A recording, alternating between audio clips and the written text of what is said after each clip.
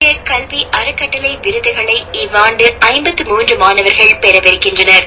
அவர்களில் 17 பேர் பல்கலைக்கழகங்களையும் 10 பேர் பலதுறை தொழில்நுட்ப கல்லூரிகளையும் சேர்ந்தோர், 21 பேர் தொழில்நுட்ப கல்வி நிலையங்களை சேர்ந்தவர்கள், 5 பேர் தொடக்க கல்லூரிகளை சேர்ந்தவர்கள்.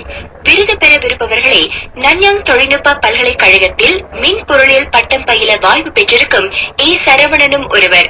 பிளவுபட்ட குடும்பங்களை சேர்ந்த பிள்ளைகளுக்கு உதவி செய்வது தம் குறிக்கோள் என்றார் அவர். தொடக்கப்பள்ளி மாணவர்கள் தாய் தந்தை பிரிந்து இருக்கவங்க ஓரளவு மனதளவுல கஷ்டப்படுவாங்க. சோ அந்த தொடக்கப்பள்ளி மாணவர்களுக்கு ஒரு ஊக்குவிப்பா, ஒரு விதத்துல சந்தோஷம் ஊட்டும் முறையா அவங்க நல்லா தெரிஞ்சுக்கின்னு சோ அவங்களுக்கு ஒரு நல்ல ஒரு நண்பனா இருக்காம தான் இந்த விஷயத்த பண்ணேன். நார்மலா பேசுறது, பிரிந்த குடும்பத்துல இருந்து வரும்போது ஒரு சில பேர் ரொம்ப பேச மாட்டாங்க, குவைட்டா இருப்பாங்க, அந்த மாதிரி இருக்கும். சோ அவங்களுக்கு நல்லா பேசுறது, பேசி பழகுறது, அந்த மாதிரி ஒரு விஷயத்த கொஞ்சம் மனசுக்கு அமைதியா இருக்க மாதிரி சொல்லி கொடுத்தோம்.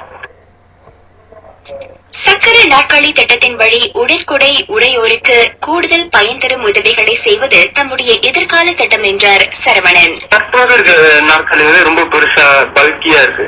நாங்க செஞ்சிருக்க கொஞ்சம் சின்னதா, எல்லா சின்ன சின்ன சந்துகளை கூட போக முடியும். இது ஒரே இடத்துல இருந்து அப்படியே 360 டிகிரி டர்ன் பண்ணும். சோ அந்த நார்மல் இருசக்கர நாற்காலியோட இது டிஃபரெண்டா இருக்கும் அந்த விதத்துல.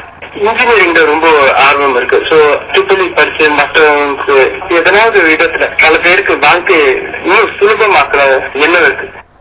அமோக்கியோவில் உள்ள அடித்தள அமைப்பு மன்றத்தில் இன்று பிற்பகல் 3 மணி அளவில் இந்திய கல்வி அறக்கட்டளை விருதுகள் வழங்கப்படவிருக்கின்றன. 2ஆம் மூலி அலைக்கற்றை